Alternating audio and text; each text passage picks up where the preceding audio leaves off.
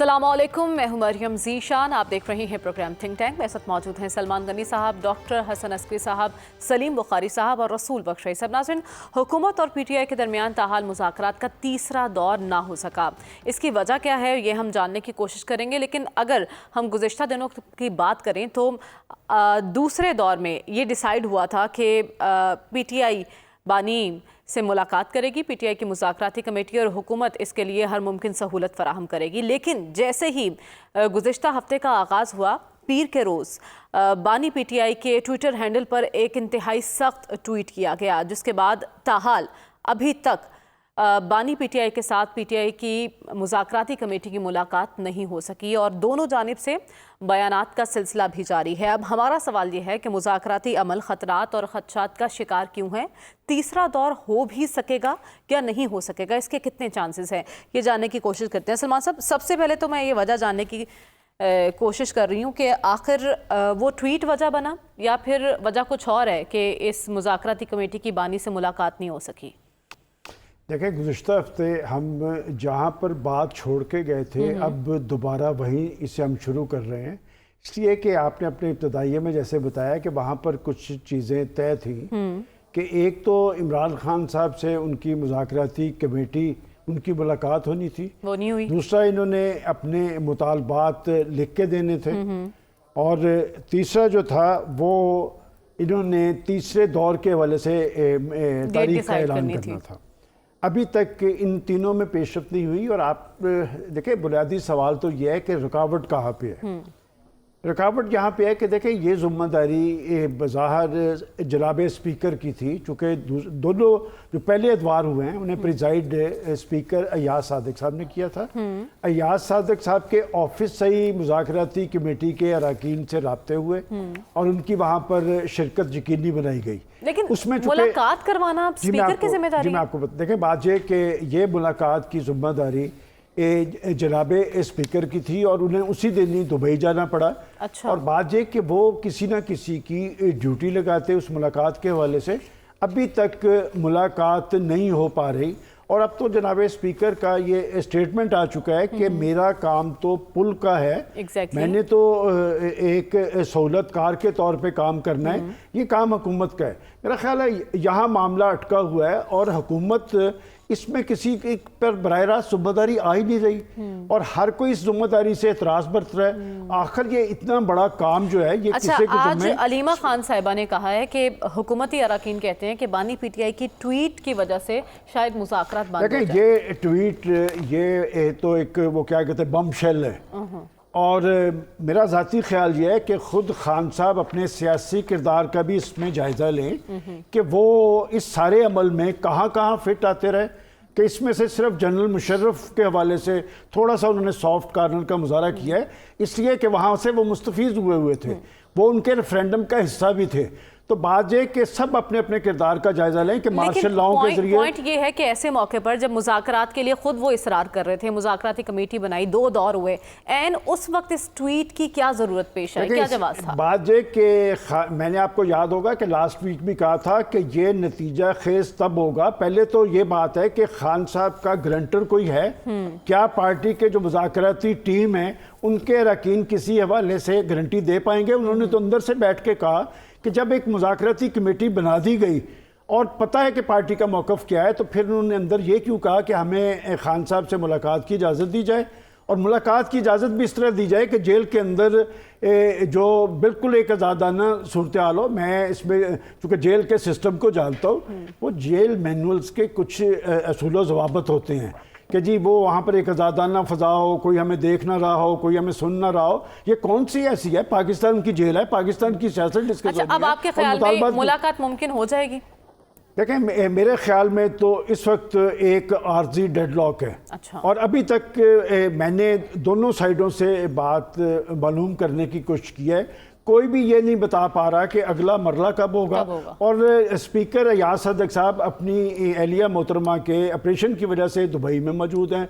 Government का कोई शख्स जिम्मेदारी लेने के लिए तैयार नहीं है, कोई मुलाकात का एहतमाम करने के लिए तैयार नहीं है। और ये मुज़ाकराती अमल याद करें कि जब इसका ऐलान हुआ था हमने भी इसे बड़ी संजीदगी से लिया था कि पाकिस्तान के अंदर एक सियासी इस्तेहकाम के हवाले से एक संजीदा कोशिश हो रही है اب سارے عمل کے بعد معلوم یہ ہو رہا ہے کہ اس میں فریقین سنجیدہ نہیں ہے، اور آپ کو یاد ہوگا میں نے پہلے مرحلے پہ کہا تھا کہ دونوں پارٹیز تیسری پارٹی کی طرف دیکھ رہی ہیں۔ میرے لیے تو بڑا پوائنٹ یہ ہے کہ آخر کوئی گورنمنٹ کا ذمہ دار یہ ذمہ داری لینے کے لیے تیار ہے کہ وہ عمران خان صاحب کی ان کی مذاکراتی کمیٹی سے اہتمام کروا دے۔ اور ایک اور سوال جو اٹھایا جا رہا ہے، با اختیار ہونے پر بھی سوال اٹھا رہے ہیں حکومت کے۔ لیکن میں نے تو آپ کو بتا دیا کہ یہ معاملہ پی ٹی آئی کی سطح سے نہیں رکا ہوا، یہ اس وقت حکومت کی سطح سے رکا ہوا ہے، اور حکومت کی سطح پہ کیوں رکا ہوا ہے؟ کوئی شخص ذمہ داری لینے کے لیے تیار نہیں۔ اور آپ کو یاد ہوگا کہ خواجہ آصف صاحب اور متعدد حکومتی اراکین کی ایک ریزرویشن تھی، سیم اسی طرح پی ٹی آئی کے اندر بھی ریزرویشن تھی۔ میرا خیال ہے معاملہ آگے کی طرف چلتا تو زیادہ بہتر تھا۔ رکا کہاں سے ہوا ہے؟ میں سمجھتا ہوں کہ دونوں پارٹیز تیسری پارٹی کی طرف دیکھ رہی ہیں کہ تیسری پارٹی اس میں کس حد تک سنجیدہ ہے، اس لیے کہ ان کو کوئی ریلیف اگر ملنا تھا تو وہ حکومت اس حوالے سے بااختیار نہیں تھی، وہ تیسری پارٹی، چونکہ یہ جو سارا سٹیٹمنٹ ہے یہ بھی تیسری پارٹی سے متعلق ہے، اور وہ ان کی جو 9 مئی کا تعلق ہے وہ بھی اسی پارٹی سے متعلق ہے، 26 نومبر بھی اسی پارٹی کا۔ خان صاحب وہاں کے وہاں کھڑے ہیں، مطلب یہ کہ وہ پیش رفت کرنے کے لیے تیار نہیں ہیں۔ پولیٹیکل سسٹم کے اندر یا سیاسی تاریخ میں سیاسی لوگ اپنے لیے سیاسی راستہ نکالتے ہیں، اس سے بڑے چارجز نواز شریف صاحب پہ تھے۔ نواز شریف صاحب نے سیاسی راستہ نکالا، آج ان کے بھائی صاحب پاکستان کے پرائم منسٹر ہیں، ان کی دختر ہے نیک اختر جو ہے پنجاب کی چیف منسٹر ہے، اور وہ دوبارہ حکمران بنے۔ ہمارے پروگرام میں ایک صاحب بڑے بڑھ چڑھ کے کہا کرتے تھے کہ شریف فیملی کی سیاسی تاریخ سے معاملہ ختم ہو گیا۔ میرا خیال سیاسی لوگوں کو سیاسی راستہ اختیار کرنا چاہیے، اور جس طرح کا موقف اس ٹویٹ میں استعمال کیا گیا ہے، میرا خیال خان صاحب کی پارٹی کے لیے لمحہ فکری ہے۔ اور یہ بھی کہا جا رہا ہے کہ اس ٹویٹ پر پارٹی کے اندر سے بھی بہت سی ریزرویشن سامنے آئی ہیں، لیکن ڈاکٹر صاحب ہم ذکر کر رہے ہیں کہ رکاوٹ کہاں ہے، معاملہ کہاں سے رکا ہوا ہے؟ آپ کی نظر میں اس ٹویٹ کا کتنا کردار ہے مذاکرات کو سبوتاژ کرنے میں، اور اس کی ٹائمنگ کو آپ کس طرح سے دیکھ رہے ہیں؟ کیا بانی کو ایسے موقع پر ٹویٹ کرنا چاہیے تھا اتنا سخت؟ دیکھیے، اصل ایشو یہ نہیں ہوتا کہ یہ ٹویٹ آ گیا، وہ ٹویٹ آ گیا، یا یہ بیان ایک نے دے دیا دوسرے نے دے دیا۔ اس میں مذاکرات کی کامیابی کے لیے بنیادی شرط یہ ہوتی ہے کہ کیا جو پارٹیز ہیں انہوں نے ذہنی طور پر یہ فیصلہ کر لیا ہے کہ اس مسئلے کا حل نکالنا ہے۔ پہلی بات یہ ہے۔ اس کے بعد دیکھا جاتا ہے کہ جیسچرز کیا دیے جا رہے ہیں اس وقت۔ جو جیسچر میں سب سے بڑا رول ہمیشہ حکومت وقت کا ہوتا ہے، کیونکہ حکومت وقت کے پاس اقتدار ہوتا ہے، ریاستی قوت ہوتی ہے، قانون ہوتا ہے، ادارے ہوتے ہیں، تو وہاں سے کوئی جیسچر آ رہا ہے کہ نہیں آ رہا ہے۔ دوسرا یہ ہے کہ جو مطالبات پی ٹی آئی نے پیش کیے ہیں اس کے بارے میں اگر ہم حکومت کے رویے کا جائزہ لیں ڈائیلاگ شروع ہونے سے پہلے، تو اس میں کوئی ہمیں فلیکسیبلٹی نظر نہیں آتی، تو کوئی ہمیں اشارہ نظر نہیں آتا۔ تو اس لیے میرا خیال یہ ہے کہ یہ دونوں پارٹیز نے ڈائیلاگ تو شروع کیا ہے، لیکن وہ اس نتیجے پہ نہیں پہنچے تھے کہ اس ڈائیلاگ سے مسئلے حل ہو سکتے ہیں، یا اس ڈائیلاگ سے مسئلے حل کرنے چاہیے۔ ذہنی طور پر فیصلہ کرنے کی ضرورت تھی۔ آپ کی نظر میں خان صاحب نے ذہنی طور پر کیا فیصلہ کیا ہے کہ مسائل کا حل کرنا ہے یا مزید الجھاؤ کرنا ہے؟ دیکھیے، یہ تو ڈیپینڈ کرتا ہے نا آپ کی انٹرپریٹیشن کیا ہے۔ آپ ایک چیز کو پولیٹکس میں ایک چیز کی کئی انٹرپریٹیشن ہو سکتی ہیں کہ جی یہ ٹویٹ آ گیا ہے لہٰذا اب تو کچھ ہو نہیں سکتا، انہوں نے فلاں پہ الزام لگا دیا، انہوں نے فلاں پہ الزام لگا دیا۔ 1971 کا چیپٹر جو ہے وہ پاکستان کی تاریخ میں وہ چیپٹر ہے جس کا ہم ذکر کم کرتے ہیں۔ یہ بالکل وہی صورت ہے جب آپ جرمنی کی ہسٹری پڑھتے ہیں تو جو ہٹلر کا پیریڈ ہے اس پہ وہ بات نہیں کرتے زیادہ، وہاں کے اسکولوں میں بھی، کالجز میں بھی۔ اہمیت دینی چاہیے؟ نہیں، میرے نزدیک کوئی اہمیت نہیں دینی چاہیے۔ اہمیت اس بات پہ دینی چاہیے کہ اس گفت و شنید کے لیے دونوں پارٹیز کو کنونس کیا جائے کہ وہ آ کے بیٹھیں اور کوئی درمیانہ راستہ نکالیں، کیونکہ اگر یہ ڈائیلاگ کامیاب نہیں ہوتا تو اس کا نقصان دونوں کو ہے۔ اس کا نقصان یہ ہے کہ جو پولیٹیکل انیشیٹو جو اس وقت ہمیں سیاسی قوتوں کے پاس نظر آتا ہے تو سیاسی قوتوں کے پاس سے بالکل نکل جائے گا، پھر فیصلہ کوئی اور کرے گا کہ اس نظام کو اسی طرح چلنا ہے یا اس میں کچھ تبدیلیاں کرنا ضروری ہیں۔ تو میرے نزدیک اگر آپ چاہتے ہیں کہ پولیٹیکل پروسیس مضبوط ہو، آپ چاہتے ہیں کہ پولیٹیکل انسٹیٹیوشنز کی حیثیت ٹھیک ہو، تو میرا خیال یہ ہے کہ دونوں کو جو ہے کمپرومائز کرنا پڑے گا۔ اگر یہ فیصلہ ہے ہر سائیڈ کا کہ ہماری مرضی کی بات مانی جائے تبھی ہم کوئی ایگریمنٹ کریں گے. لیکن ڈاکٹر صاحب آپ کو نہیں لگتا کہ اس وقت بال جو ہے پی ٹی آئی کے کورٹ میں تھی, تاریخ کا اعلان انہوں نے کرنا تھا تیسرے دور کی, اور پھر بیرسٹر گوہر صاحب نے بھی کہہ دیا کہ خان صاحب نے کہہ دیا ہے کہ آپ تحریری طور پر لکھ کر دے دیں. یہ تو آپ کی انٹرپریٹیشن ہے نا. دیکھیے سنیے نا, میری بات تو سن لیں آپ. جی کہ بال پی ٹی آئی کے فیور میں ایک ہی اگر ہے, میں آپ کو آرگومنٹ اسے کاؤنٹر بلڈ کر سکتا ہوں. دیکھیے وہ تو کوئی مسئلہ نہیں ہوتا. یہ بالیں کدھر ہیں, یہ بالیں گھومتی رہتی ہیں. بعض دفعہ ان دونوں کے پاس وہ بال نہیں ہوتی, بال کہیں اور ہوتی ہے. دیکھیں اس میں بات یہ ہے کہ آپ نے مورد الزام گورنمنٹ کو ٹھہرانا ہے یا پی ٹی آئی کو ٹھہرانا ہے. یہ ایک بنیادی فیصلہ لوگ کرتے ہیں تنقید کے تجزیے کے وقت.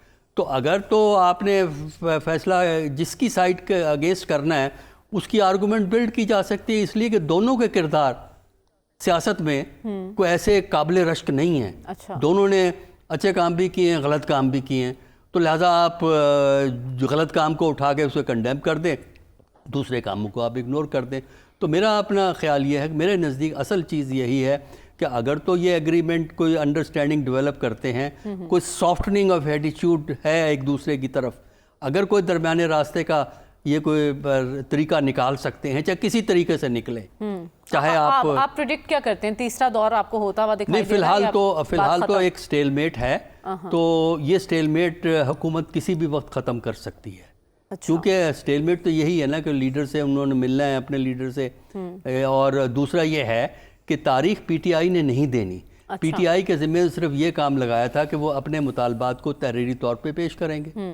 تو تاریخ تو سپیکر کی طرف سے آئے گی نا, اور اس سپیکر خود نہیں دے گا, کنسلٹیشن سے دے گا, دونوں سائیڈوں سے بات کر کے دے گا. متوقع ہے ملاقات سپیکر سے پیر کو.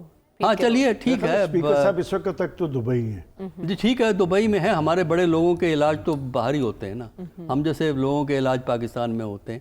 تو یہ علیحدہ بات ہے. تو جب بھی وہ آئیں گے تو وہ سپیکر صاحب ڈیٹ دیں گے, لیکن سپیکر صاحب یونیلیٹرل فیصلہ نہیں کریں گے, کنسلٹیشن کے بعد فیصلہ کریں گے. لہذا باقی لوگوں کو یہ بات نہیں ڈھونڈنی چاہیے کہ ذمہ دار یہ ہے کہ ذمہ دار وہ ہے, بلکہ باقی لوگوں کو اس بات پہ اصرار کرنا چاہیے کہ یہ ان کے لیے بڑا اچھا اپرچونٹی ہے. کوئی اپنے لیے درمیانہ راستہ نکال لیں, کوئی اپنی مشکلات کو حل کر لیں, تاکہ پاکستان میں سویلین سیاست کا مستقبل محفوظ رہے, اور سویلین سیاست جو ہے وہ پاکستان کے بنیادی فیصلے کرے. لیکن اگر یہ آپس میں جھگڑیں گے اور فیصلہ نہیں کر سکیں گے تو پھر وہی ہوگا جو ماضی میں ہوتا رہتا ہے. ٹھیک ہے, تو آپ یہ کہہ رہے ہیں کہ چاہے جو بھی حالات ہو جائیں, کسی نہ کسی طرح کوئی نہ کوئی راستہ تلاش کرنے کی ضرورت ہوگی دونوں فریقین کو, تبھی معاملات ملک کے لیے بھی بہتر ہوں گے. تو رسول بخش رئی صاحب, آپ کی نظر میں عمران خان کے جارحانہ بیانات کے ساتھ ساتھ مذاکرات چل سکتے ہیں, اور اس وقت آپ کو ڈیڈ لاک کہاں پر دکھائی دے رہا ہے, اصل رکاوٹ کہاں ہے؟ میرا خیال ہے کہ جب مذاکرات ہو رہے ہوں تو تھوڑا سا تحمل اور برداشت سے کام لینا چاہیے تھا. لیکن یہ ہے کہ بیان بازی سے میرا خیال ہے کہ تعطل ہونا چاہیے, یا وہ اس کو جواز بنایا جا سکتا ہے. اصل مسئلہ کہیں اور ہے. میرے نزدیک مسئلہ یہ ہے کہ حکومت اس وقت یہ طے نہیں کر پائی کہ اگر مذاکرات کرنے ہیں تو کس حد تک آگے جانا ہے, اور کیا دینا ہے اور کیا لینا ہے. ابھی تک ان کی طرف سے کوئی جواب نہیں آیا. ہمیں تحریک انصاف کے مطالبات تحریری طور پر سامنے آئے یا زبانی ہیں, ہمیں معلوم ہے, حکومت کو بھی معلوم ہے, میڈیا کو بھی معلوم ہے. کس کو معلوم نہیں ہے کہ تحریک انصاف کیا چاہتی ہے؟ وہ کئی بار کہہ چکے ہیں کہ ہمارے کارکنوں کو آپ رہا کریں اور عدالتی کمیشن آپ قائم کریں نمبر 26 اور 9 کے بارے میں. لیکن ایک بات جہاں پہ لچک گئی ہے میرے نزدیک تحریک انصاف کے رویے میں, وہ 8 فروری کے انتخابات کے حوالے سے ہے. وہ ابھی وہاں رکے نہیں ہیں. ہو سکتا ہے کہ بعد میں وہ اس کو سامنے ہے, لیکن اسی طریقے سے حکومت کی طرف سے تو کچھ بات آنی چاہیے تھی. چلو یہ کہہ دیتے کہ جی آپ نے آئندہ لانگ مارچز نہیں کرنے, آپ نے یہ دھرنے نہیں دینے, آپ نے یہ نہیں کرنا, اور نہیں. بیان بازی پر آپ پابندی نہیں لگا سکتے. لیکن اس ساری سینیریو میں ایک ٹویٹ کا آ جانا, اس ٹویٹ کو آپ کس طرح سے دیکھ رہے ہیں؟ دیکھیں, ٹویٹ جو ہے غالباً اگر میں صحیح سمجھ سکا ہوں تو مشرقی پاکستان کے حوالے سے ہے, اور اس کے بارے میں اس وقت جب میں اس تناظر میں دیکھتا ہوں کہ جب بنگلہ دیش اور پاکستان کے تعلقات میں کوئی گرمجوشی نظر میں آئی ہے اور دونوں جانب سے قدم آگے بڑھانے کی کاوشیں ہو رہی ہیں، ہمیں وہ یاد تو نہیں کرنا چاہیے، لیکن ایک بات تو ذہن میں رکھنی چاہیے کہ جو فیصلے ہوئے وہ درست نہیں تھے، اور وہ فیصلے ایک آدمی نے کیے یا دو نے کیے یا تین نے کیے، اس سے زیادہ اس میں لوگ شامل نہیں تھے۔ اگر آپ دیکھیں تاریخ کو تو اس میں 3 لوگ شامل تھے، شیخ مجیب الرحمان صاحب تھے، ذوالفقار علی بھٹو صاحب تھے، اور جنرل یحییٰ خان سے۔ 3 لوگوں نے یہ فیصلہ کیا، اس کے 3 لوگوں کے فیصلوں کے نتیجے کے طور پہ کتنا لاکھوں لوگ بے گھر ہوئے، ہزاروں مارے گئے، اور ہمیں وہ ہزیمت اٹھانی پڑی۔ تو مطلب تو یہ ہے کہ کوئی کہے کب کہے، جب بھی کہے، اگر بات کو ذہن میں رکھنا ہے اور تاریخ کو دیکھنا، اور اسی لحاظ سے میں سمجھتا ہوں کہ یہ سیاسی جماعتوں کو سوچنا چاہیے کہ مل جل کے ہم نے فیصلے کرنے ہیں، یہ 1 2 3 کے اوپر فیصلے ملک کے مستقبل کے اپنی قسمتوں کے نہ چھوڑیں۔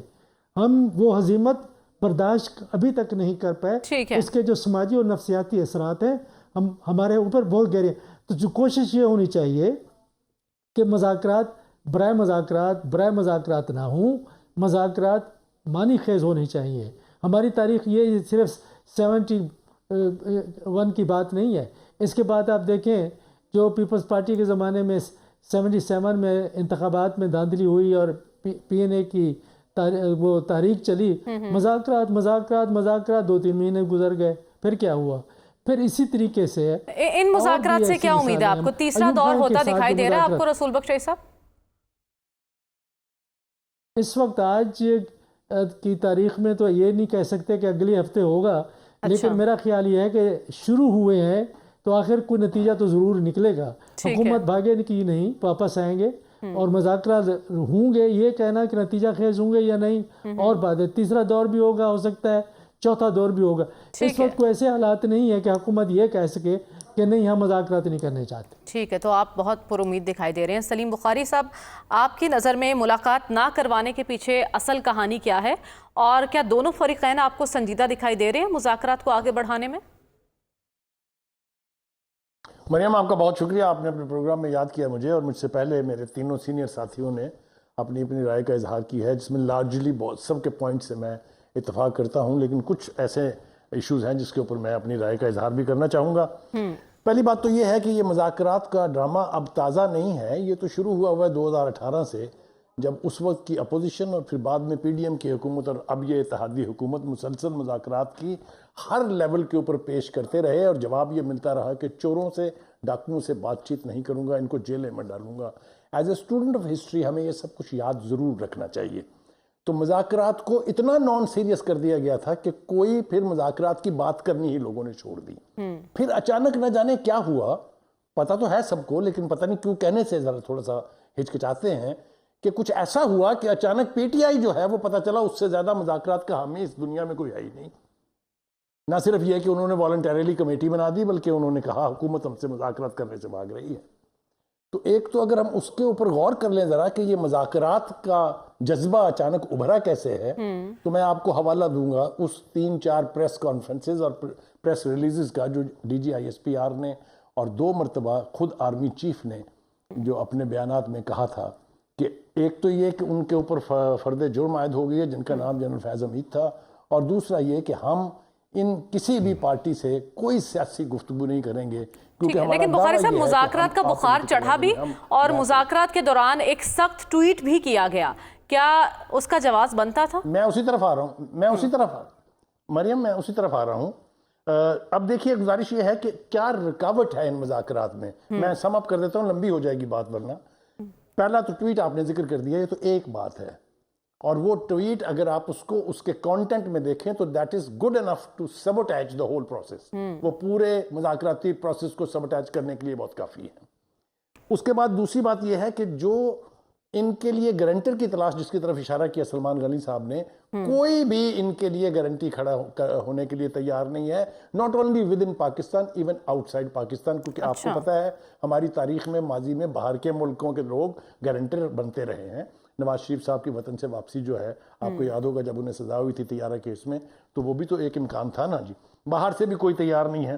دوسری بات یہ ہے کہ بانی پی ٹی آئی صاحب کی جو یو ٹرن کا کمال ہے، جس کو وہ سمجھتے ہیں کہ یہ بڑے لیڈروں کا ایک سب سے خصوصیت اور اہمیت ہوتی ہے ان کے نزدیک، ان کا کوئی اعتبار کرنے کے لیے تیار نہیں ہے.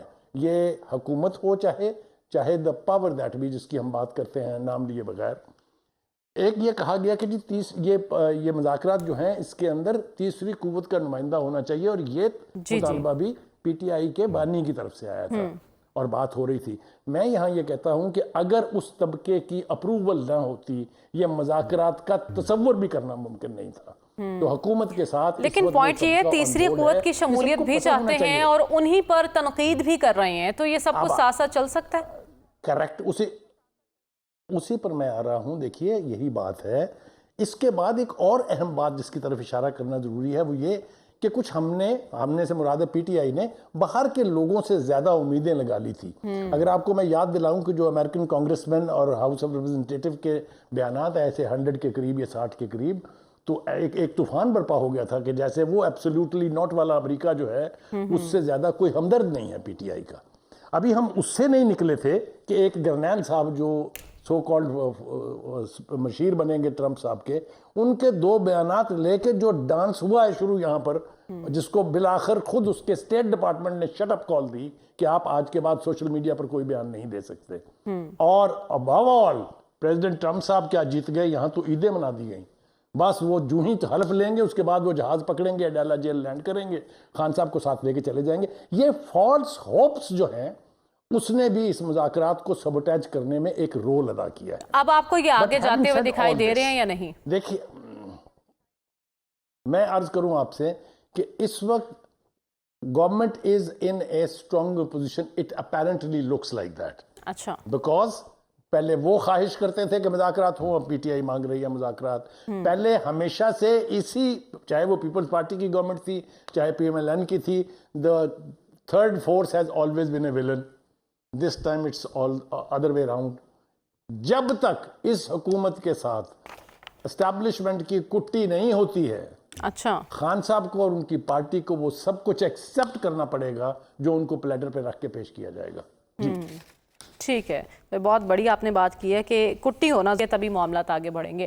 ہمیں پروگرام میں ایک بریک کی جانب بڑھنا، واپس آئیں گے تو حکومتی دعوے کی بات کریں گے. کیا واقعی بجلی کی قیمت 10 سے 12 روپے کم ہو سکتی ہے؟ جانیں گے اس بریک کے بعد. اسٹے ود اس.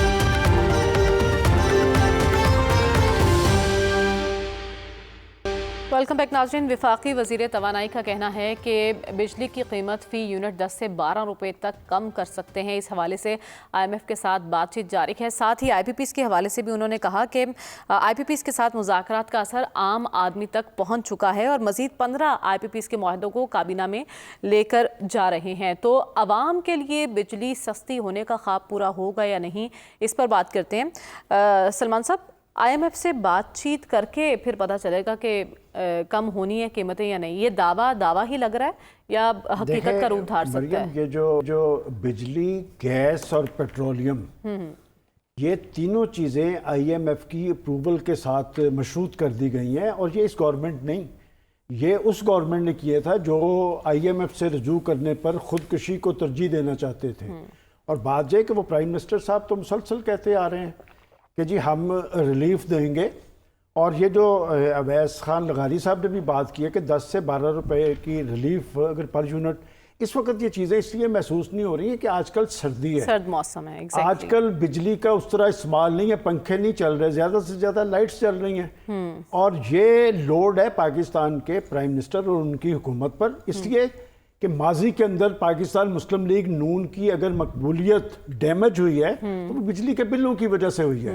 اور یہ لوڈ اسی طرح جب گرمیاں آئیں گی تو چیخیں، آپ نے چیخیں سنی نا لاسٹ گرمیوں میں کہ لاہور کے اندر کرائے کا جو مکان تھا کرایہ کم تھا بجلی کے بل سے. اب بات یہ کہ یہ ذمہ داری انہوں نے لیا اور آئی ایم ایف نے تو جواب دے دیا. انہوں نے ان کا وہ جو 10 سے 12 روپے انہوں نے کہا وہ جو سیلز ٹیکس کے حوالے سے آپ نے چیزیں کرنی تھی وہ آپ کو کرنی پڑیں گی. اور ساتھ ہی پرائم منسٹر صاحب یہ بھی کہتے ہیں کہ جی ہم چاہتے ہیں کہ جی آئی ایم ایف سے جان چھڑائی جائے. میرا نہیں خیال کہ آپ آئی ایم ایف سے جان چھڑا پائیں گے. बात ये कि आपको इसमें कमी, अब देखें ना IPPs का इशू तो बुनियादी तौर पे जमात इस्लामी ने उठाया था, उन्होंने इस हवाले से एक एहतजाजी धरना दिया था, पूरे पाकिस्तान को पता चला कि ये IPPs के लोग किस तरह दोनों हाथों से कौम को लूटते रहे हैं, और ये किसके थे ये IPPs, वो सारी दुनिया को पता है। तो लिहाजा प्राइम मिनिस्टर साहब इस हवाले से संजीदगी इख्तियार करें और रोज ये बयान देने की बजाय कि 10 से 12 रुपए पर यूनिट कमी आएगी, ये कमी करके दिखाएं। बात है कि एक दफा रिलीफ मिलना चाहिए और सर्दियों में नहीं, ये रिलीफ गर्मियों में मिलना चाहिए। और बात है कि पाकिस्तान की पॉलिटिकल पार्टीज, पॉलिटिकल फोर्सेस जब तक अपने मामलात को आम आदमी के मसाइल के साथ मशरूत नहीं करेंगे, पाकिस्तान में सियासत और जमहूरियत मजबूत नहीं हो पाएगी। एग्जैक्टली, ये रिलीफ वैसा नहीं होना चाहिए जैसे महंगाई की शरह पर आप लोग बात करते हैं कि सिंगल डिजिट पर आ गए, लेकिन ज़मीनी हक़ाइक़ कुछ और हैं। डॉक्टर साहब, बिल्कुल ऐसी तरह वो लोग कह रहे हैं कि IPPs के साथ मुज़ाकरात का असर आम आदमी तक पहुँच चुका है, क्या वाकई ऐसा है? मज़ीद 15 IPPs के मुआहदे लेकर जा रहे हैं काबीना में। 12 टैक्सेस हैं गवर्नमेंट के। देखें, वो हिंदुस्तान में किसी को पहुंच गया हो तो हमें पता नहीं, पाकिस्तान में तो कोई बिजली का बिल कम नहीं हुआ है। देखिए ना, बिजली का बिल का रेट जो है, मिनिमम रेट जो है वो 60 रुपीज़ से ऊपर पड़ता है, पर अगर सब कुछ प्राइस ऑफ इलेक्ट्रिसिटी और बाकी के जो टैक्सेस, फिक्स चार्जेस भी अब माशाल्लाह लगा दिए गए हैं। तो मेरा ख्याल ये है कि जो हमारे पावर के मिनिस्टर हैं वो फ्यूचर टेंस में गुफ्तगू करते हैं, करेंगे, होगा, वो भी IMF से बात करके। और फिर उसके अलावा अभी तक कोई रिलीफ नहीं बिजली के अंदर आया। सिर्फ रिलीफ इतना आया है कि सर्दियों को बिजली का इस्तेमाल कम हो गया, लिहाजा बिल नीचे चला गया। तो देखें, इस वक्त बिजली के बिल में असल प्राइस के अलावा जो आपके लिए मसला है कि 7-8 किस्म के और चार्जेस लगाए हुए हैं हुकूमत ने। कुछ चार्जेस का IMF से कोई ताल्लुक नहीं, फिक्स चार्जेस का IMF से कोई ताल्लुक नहीं है। पहले फिक्स चार्जेस नहीं हुआ करते, अब फिक्स चार्जेस होते हैं। फिर दूसरी जो आपके यहाँ जो प्रॉब्लम है, वो बिल एग्जेजरेटेड और झूठे बनाए जाते हैं, रीडिंग झूठी दी जाती है। अब तो डॉक्टर साहब वो कैमरे पे पिक्चर भी आती है। जी आती है। मैं आपको, मेरे पास इसी महीने एक बिल आया है, नमूने के तौर मुझे पेश किया गया है। उस बिल में वो घर बंद है, उस बिल में उसके ज़िम्मे बग़ैर मीटर रीडिंग के 38 यूनिट दिखाया गया है। अच्छा, कोई वो इस्तेमाल नहीं हो रहा। अच्छा, और 38 यूनिट का बिल है 3,391 रुपए। अगर आप इसकी एवरेज निकालें 89 रुपीज़ पर यूनिट पड़ता है। अब मुझे ये बताइए कि आप किस तरह ये यूनिट दिखा सकते हैं? आपने ये तो कहीं उस बिल में लिखा नहीं, प्रीवियस रीडिंग, प्रेजेंट रीडिंग। ये हमेशा बिल में होती है, प्रीवियस रीडिंग, प्रेजेंट रीडिंग, फिर उसके बाद आगे लिखा होता है इतने यूनिट, फिर नीचे प्राइस लिखी होती है। उसमें प्रीवियस रीडिंग, प्रेजेंट रीडिंग नहीं है। 38 यूनिट दिखा के 3,391 रुपए का बिल आप तकसीम कर लें कि उस बंदे को पर यूनिट कितना पड़ता है। तो इस किस्म के झूठ के जो बिल हैं, इसके क्या करें? अब इसका इलाज क्या करें? अगर आप वहाँ जाएं, वहाँ खज्जल खार हो इनके दफ्तर में, वो कहेंगे जी बिल पे कर दो, आइंदा हम एडजस्ट कर देंगे। तो मेरा ख्याल ये है कि आवाम को इतना बेवकूफ़ नहीं समझना चाहिए, हमारे मिनिस्टरों को, कि जी वो फ़ायदा उनको पहुँच गया है। हमें तो कोई बिल में रेट आज भी 61 रुपए का यूनिट कम से कम पड़ता है, तो पता चलेगा ना किस कदर फ़ायदा पहुँचा। सलीम बुखारी साहब, ये झूठी तसल्ली है आवाम के लिए, या अब सच में कोई रिलीफ मिला है आवाम को और आइंदा मिल सकता है बिजली की कीमतों के हवाले से? देखिए, पहली बात तो यह है कि ख्वाहिशें होना एक बात है और प्रैक्टिकल फैसले करना या प्रैक्टिकल इक़दामात करना जो है, ये एक दूसरी बात है। हैरान कुन बात मेरे लिए सबसे बड़ी ये थी कि ये जो 120 IPPs की हम बात करते थे, इसमें से 80 तो हुकूमत की अपनी है, और उन्हीं पर अगर अभी हुकूमत सिर्फ अपनी 80 IPPs से जान छुड़ा ले तो किसी और को कहने की ज़रूरत ही नहीं है। पहली बात तो ये है। दूसरी बात यह है कि ये जो लुकमे दिए जा रहे हैं, अब ये इतना हो जाएगा, हम इतना करना चाहते हैं, हम इतना करना चाहते हैं, ये बयान अवाम बहुत सुन चुके हैं। ना ही तो कभी तेल की कीमत कम होने से किसी चीज़ की कीमत कम हुई है, ना ही किराए बढ़ने से कभी आज तक किराए कम हुए हैं। कोई रिलीफ आम आदमी तक नहीं पहुंचा है। आप जितने मर्जी इकोनॉमिक इंडिकेटर्स दिखा दें जो पूरी दुनिया तस्लीम कर रही हो, चाहे ब्लूमबर्ग है, चाहे फिच है, चाहे कोई भी अदारा है, IMF है, वर्ल्ड बैंक है, लेकिन जब तक आपका ग्रास रूट लेवल तक उसका इफेक्ट नहीं जाएगा, लोग इसको नहीं मानेंगे। ठीक है। जिस चीज़ से हुकूमत को डरना चाहिए, वो मुझे आपको एक मिसाल दे दूं कि नवाज शरीफ के दौर में जब इस बिजली के बहरान का हल होने से पहले لوگوں نے گھروں سے نکل کے وپڈا کے دفتر جلا دیے تھے لاہور میں. میں شاہد ہوں واقعات کا. ٹھوکر پہ اگر آپ کو یاد ہو, میرے ساتھ جو ساتھی بیٹھے ہیں ان سب کو یاد ہو. اور شہباز شریف صاحب نے مینار پاکستان پہ کیمپ لگایا تھا. پنکھا جھلتے ہوئے. پنکھا ہی. بالکل صحیح ہے, بالکل صحیح. ان کو اس چیز سے ڈرنا چاہیے کہ اگر لوگوں کو ریلیف نہ ملا تو پھر صورتحال کوئی بھی ٹرن لے سکتی ہے. میں بہت دور جانے کی بجائے میں مریم آپ کو صرف آزاد کشمیر کی مثال دے دیتا ہوں نا. لوگوں نے سڑکوں پہ آ کے کیا 4 روپے یونٹ کروایا وہاں کہ نہیں کروایا ہے. اس صورتحال سے بچنے کے لیے I think the government should take actions now. And جیسا میں نے کہا اپنے 80 آئی پی پیز بند کریں. آپ جو جہاں انویسٹ کرنے کی ضرورت ہے وہاں کریں. جو 2 چشمہ رائٹ بینک اور لیفٹ بینک کے جو نیوکلیر پاور پلانٹ ہیں ان کو کمیشن کریں, ان کو فوکس کریں. اس کے علاوہ کوئی آپ چارہ کہہ رہے نہیں ہیں ہے. بیانات لوگ نہیں, جو ہیں روز کی صرف طرف عمل کر کے دکھائیں. اب عمل کر کے دکھانے میں ہی حکومت کی بقا ہوگی, نہیں تو عوام کا رد عمل شدید ہو سکتا ہے. رسول بخش رئیس صاحب, آپ کی نظر میں جو اعلانات کیے جا رہے ہیں, جو دعوے کیے جا رہے ہیں حکومت کی جانب سے, اس پر پیش رفت ممکن دکھائی دے رہی ہے آپ کو؟ دیکھیں, ممکن تو مجھے نظر نہیں آ رہا ہے, اس لیے کہ اگر ایسا کر سکتے تو آج اعلان ہو جاتا. اس میں انتظار کس بات کا؟ اگر انتظار ہے تو اس بات کا ہے کہ آئی ایم ایف سے اجازت ملتی ہے یا نہیں ملتی ہے.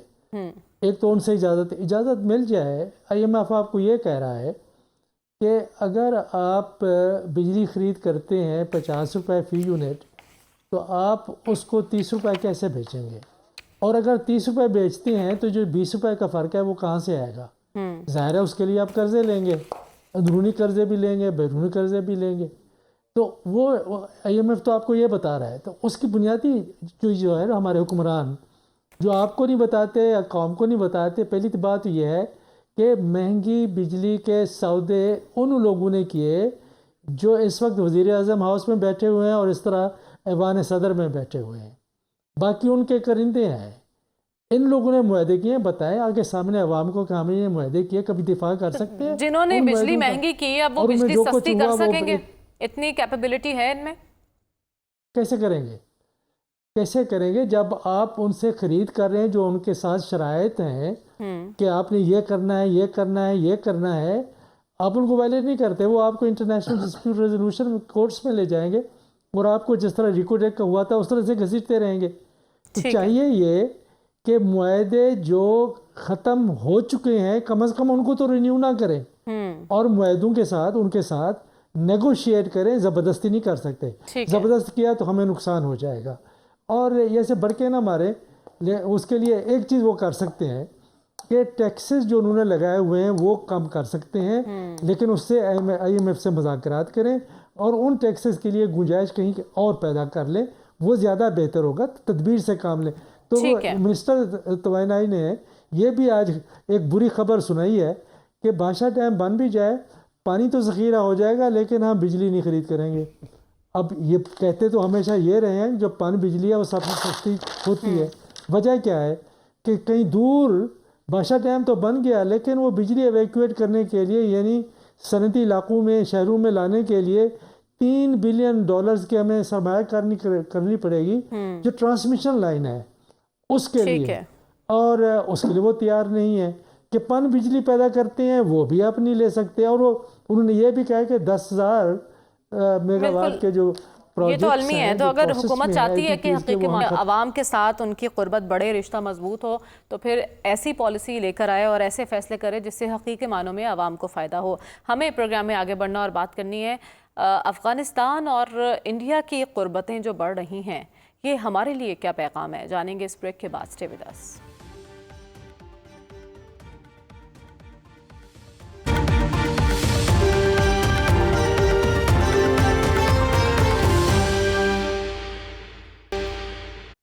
ویلکم بیک ناظرین. جب 2021 میں اشرف غنی کی حکومت کا خاتمہ ہوا اور طالبان برسر اقتدار آئے تو یہاں یہ سوچا جا رہا تھا کہ اس بڑی تبدیلی کے نتیجے میں پاکستان کی گرفت خطے میں مضبوط ہوگی اور انڈیا کو سفارتی اور خطے پر اثر و رسوخ کے اعتبار سے دھچکا لگے گا. لیکن گزشتہ 4 سالوں میں صورتحال اتنی تیزی سے بدلی ہے کہ ہم نے 8 جنوری کو ایک ملاقات دیکھی جس میں انڈیا کے سیکرٹری خارجہ کی دبئی میں طالبان کے قائم مقام وزیر خارجہ سے ملاقات ہوئی ہے. اس ملاقات میں دونوں ممالک کے درمیان 2 طرفہ تعلقات بڑھانے اور تجارت کے حوالے سے بات چیت کی گئی ہے۔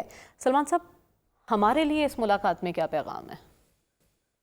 دیکھیں، اگر آپ افغانستان میں امن اور وہاں پر سیاسی تبدیلی کے حوالے سے پاکستان کا کردار دیکھیں تو اتنی قیمت شاید پاکستان کو اور کسی محاذ پہ نہیں دینی پڑی جن کے۔ مجھے یاد پڑتا ہے کہ جب ٹرمپ صاحب ماضی میں بس اقتدار آئے تھے تو انہوں نے اس وقت بھی افغانستان کے حوالے سے اور اپنی قومی سلامتی پالیسی کے حوالے سے بھی پاکستان کو ٹارگٹ کیا تھا، اور پاکستان کا قصور اور جرم یہ تھا کہ وہ افغانستان کے اندر ایک ایسی حکومت چاہتے تھے کہ وہاں پر امن قائم ہو، اور یہاں تک کہ پاکستان نے افغانستان کی تعمیر نو میں بھی ہر طرح سے معاونت دی۔ اب بات یہ کہ جی اگر افغان طالبان انڈیا سے رجوع کر رہے ہیں، ویسے تو اس کا اگر آپ میرے سے دو حرفی جواب لینا چاہیں تو اگر بنگلہ دیش پاکستان سے رجوع کر رہا ہے تو ان کے پیٹ میں مروڑ تو اٹھیں گے، لیکن بات یہ کہ پاکستان کا موقف کیا ہے کہ آپ نے دوحہ میں جو معاہدہ کیا اس میں بنیادی معاہدے کی پہلی شق یہ تھی کہ آپ کی سرزمین دہشت گردی کے لیے استعمال نہیں ہوگی، اور پاکستان نے صرف اس لیے وہاں پر سپورٹ کیا تھا کہ وہاں سے دہشت گردی کا خاتمہ ہو۔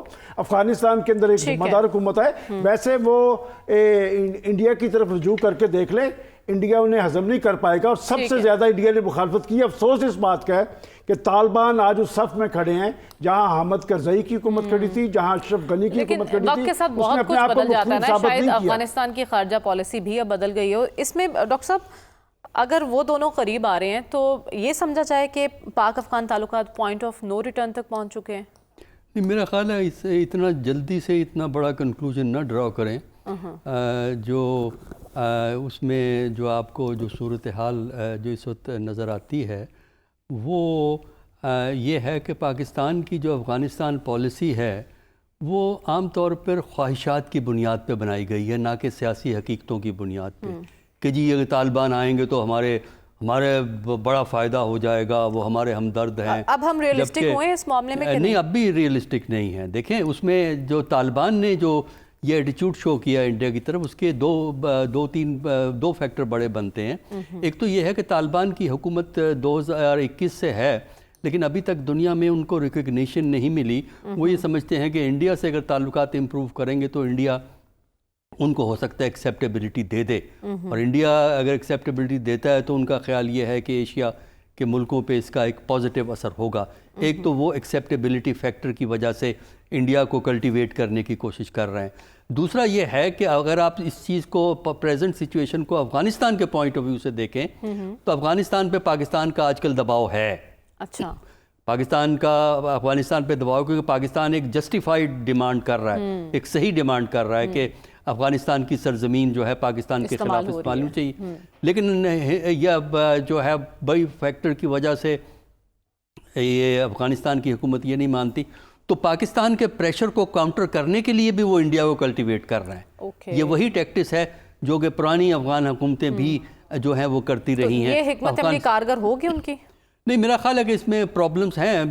حکمت عملی اس لیے کارگر نہیں ہوگی کہ افغانستان مکمل طور پر پاکستان کا سبسٹیچیوٹ نہیں ہو سکتا، کیونکہ افغانستان کے ساتھ انڈیا بارڈر شیئر نہیں کرتا جبکہ پاکستان بارڈر شیئر کرتا ہے۔ اور دوسرا یہ ہے کہ اب طالبان جو اتنے بڑے اسلامسٹ بنے پھرتے ہیں وہ کبھی اس بات پہ بھی تو غور کر لینا کہ ہندوستان میں مسلمانوں کے ساتھ کیا رویہ اختیار کیا جا رہا ہے، کیا پالیسی ہے، اس کا کنسرن ایکسپریس نہیں کیا۔ لیکن موجودہ ضروریات کو پوری کرنے کے لیے اور پاکستان کے پریشر کو کاؤنٹر کرنے کے لیے انہوں نے یہ رویہ اختیار کیا ہے، لیکن پالیسی میں کوئی بڑی تبدیلی نہیں آپ کہہ رہے ہیں کہ یہ رویہ اختیار کیا ہے، لیکن کیا یہ ان کی پرماننٹ پالیسی ہوگی سلیم بخاری صاحب؟ اور ان کی اس پالیسی کو دیکھتے ہوئے ہمیں بھی اپنی خارجہ پالیسی پر نظر ثانی کی ضرورت ہوگی؟ میرے خیال سے اس کی ضرورت پڑے گی، اس لیے کہ اگر آپ کو میں یاد دلاؤں تو ہماری اسٹیٹڈ پالیسی جو ہے پاکستان کی افغانستان کے حوالے سے وہ یہ ہے کہ ہم وہاں پر پختون حکومت دیکھنا چاہتے ہیں، چاہے وہ ملا عمر کی ہو، چاہے وہ گلبدین حکمت یار ہو، چاہے وہ حامد کرزئی ہو، کیونکہ ہم سمجھتے ہیں کہ وہ ہمیں زیادہ سوٹ کرتی ہے۔ اب وہاں چونکہ طالبان آ گئے ہیں تو اس لیے تھوڑے سے مسائل ہیں۔ کیا ہیں مسئلے؟ مسئلہ نمبر ایک یہ ہے کہ جب سے پاکستان میں دہشت گردی کے واقعات میں اضافہ ہوا ہے، ہم نے کابل گورنمنٹ کو، جو کہ طالبان کی حکومت ہے، ان سے کہا کہ یہ جو ٹی ٹی پی کے لوگ ہیں ان کو آپ اگر رکھنا چاہتے ہیں تو ضرور رکھیں، لیکن ان کو بارڈر سے دور کسی علاقے میں جا بسائیں، جو کہ انہوں نے کیا بھی انیشلی، لیکن یہ لوگ پھر اسی طرح سے پاکستان افغانستان بارڈر کے قریب آ کے بس گئے ہیں، تلمز کا جو پروونس ہے۔ اگر آپ کو میں یاد دلاؤں تو ہندوستان نے ایک وقت میں وہاں 18 جو ہیں کاؤنسل خانے کھولے ہوئے تھے ود دا فیکٹ کہ وہاں کوئی ہندو پاپولیشن نہیں رہتی تھی. تو وہ ٹریننگ سینٹر تھے, وہ فراری کیمپس تھے, وہ وہاں سے اسلحہ ملتا تھا, وہاں سے فنڈنگ ہوتی تھی. یہ انفارچونیٹ بات ہے کہ صورتحال ہمارے ہاتھ سے نکلتی دکھائی دے رہی ہے, لیکن ہمیں اس پر بلیک میل ہونے کی ضرورت نہیں ہے.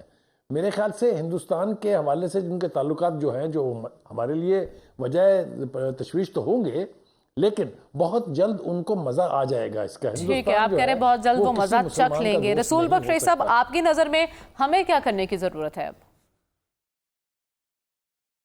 ہمیں بالکل اپنا دباؤ افغانستان پہ جاری رکھنا چاہیے. کسی صورت میں ہمیں کمپرومائز نہیں کرنا چاہیے کہ دہشت گردی وہاں سے ہو, دخل اندازی وہاں سے ہو اور ہم خاموش ہو جائیں, یا نرمی برتیں کہ دیکھیں اگر وہ ہندوستان کے ساتھ تعلقات بنا لے گا تو ہمارے لیے خطرات بڑھ جائیں گے.